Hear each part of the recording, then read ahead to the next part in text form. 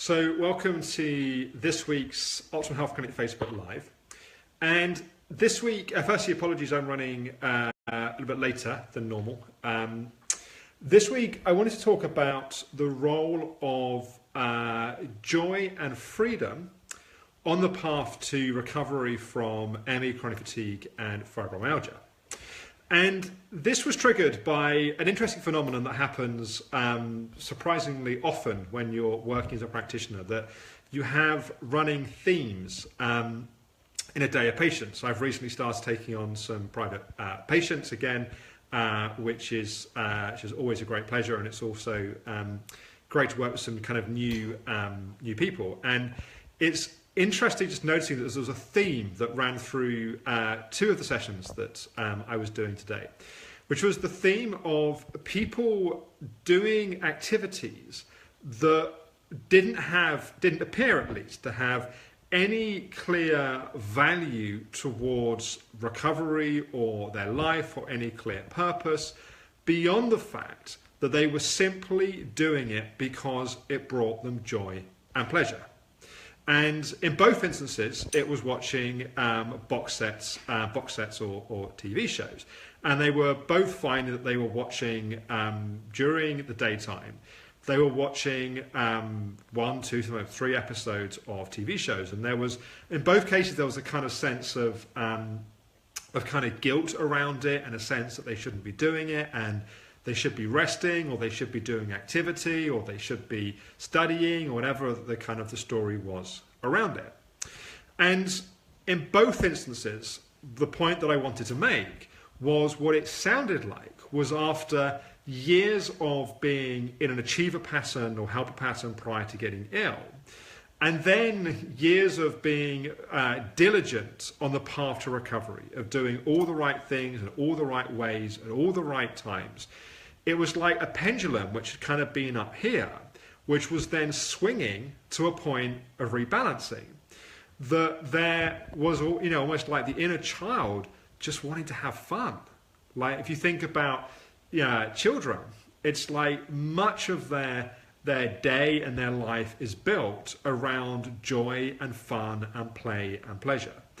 And as adults, we get all kinds of stories and ideas that we should, be grown up and do the right things and, be productive and be caring and responsible. All things that, of course, are important and valuable qualities.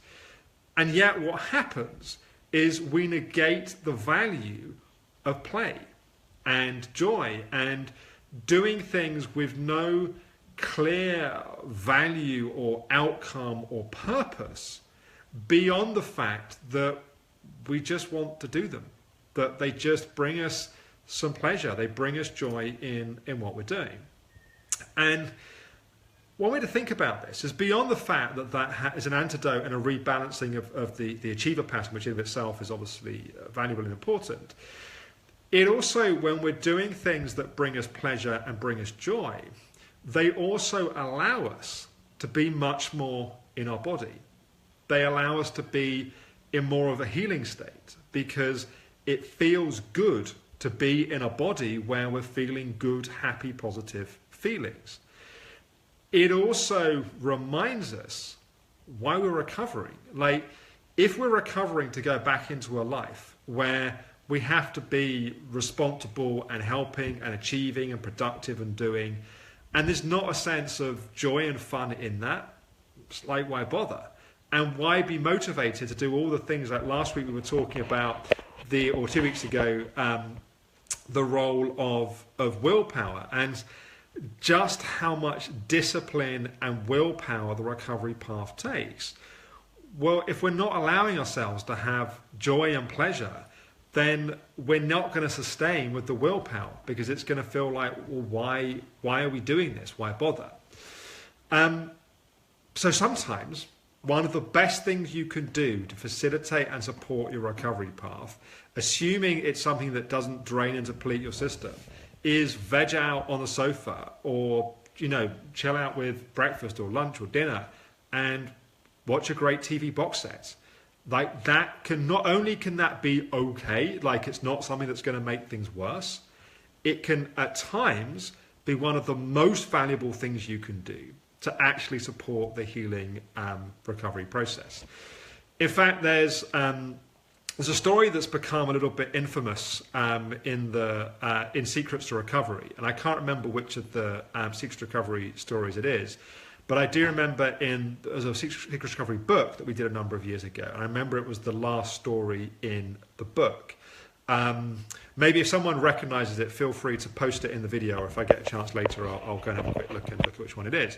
But basically, the essence of the session, which kind of is the kind of crux of the recovery story, which was, I think, I can remember where the session was. It must have been 11 or so years ago.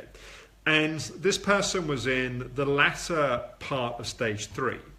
And I think she was training to be a yoga teacher, and she was being incredibly diligent about yoga practice and meditation and nutrition and going to bed at the right time, all positive, good things in terms of supporting recovery. But it had become an obsession, and it wasn't driven by joy and pleasure. It was driven by, I have to do all of these things. And it's almost like the breakthrough at one stage becomes the limitation at the next stage. And that commitment to those practices was at one point a breakthrough, and now it was a limitation. Now it was like it was causing a kind of constant reminder of, I have to do all these things to be well.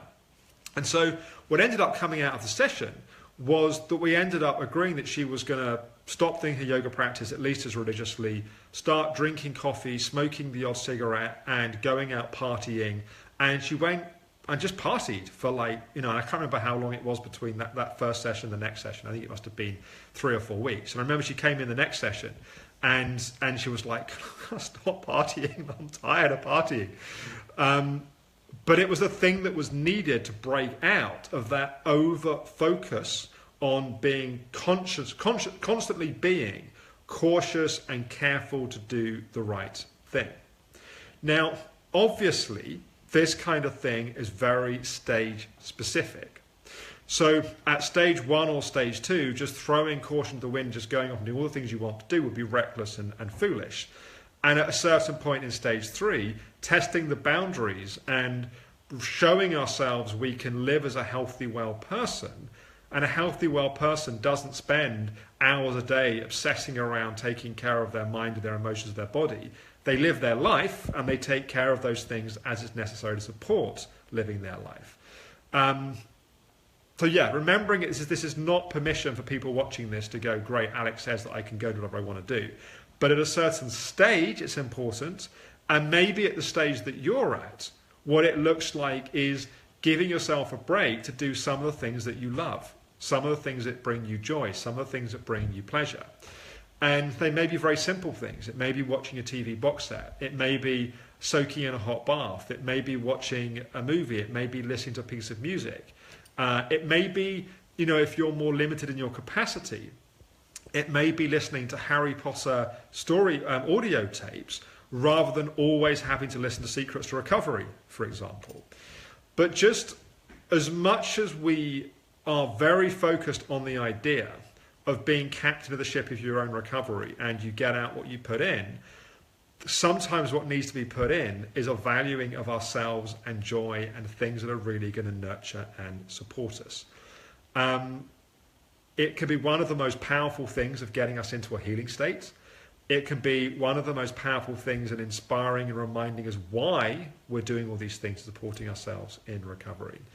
And what's the point in life if we're not also, life isn't only about joy and bliss and pleasure, but it's certainly part of it. So yeah, I wanted to offer that as an idea. Denise is saying, I feel dreadfully guilty about enjoying the time I have at home, guilt about being ill, and guilt about ...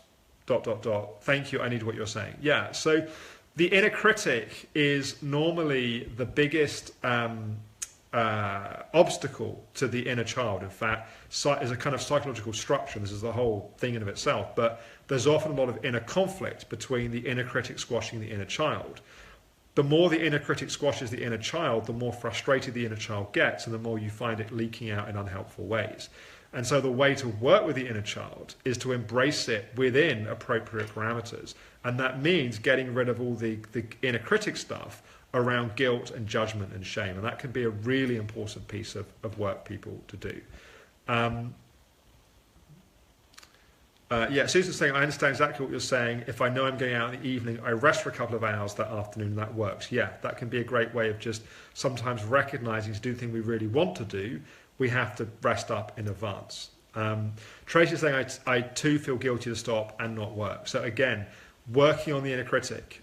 Maybe I'll do a Facebook Live on some of the inner critic principles, maybe even next week. Maybe comments that would be a good idea. It's a whole big thing. I'm not going to be able to cover all of it, but certainly some pointers around that I think could be useful. So I think that's it for today. The idea is to try and keep these as kind of tight in terms of timing as possible, so they feel like easy sound bites to dip into. So I hope that's been useful. Please share comments if that was helpful, any thoughts, questions, perhaps some of the things at different stages of recovery that you're finding support you. Same time, same place next week. Thanks for watching. Bye-bye.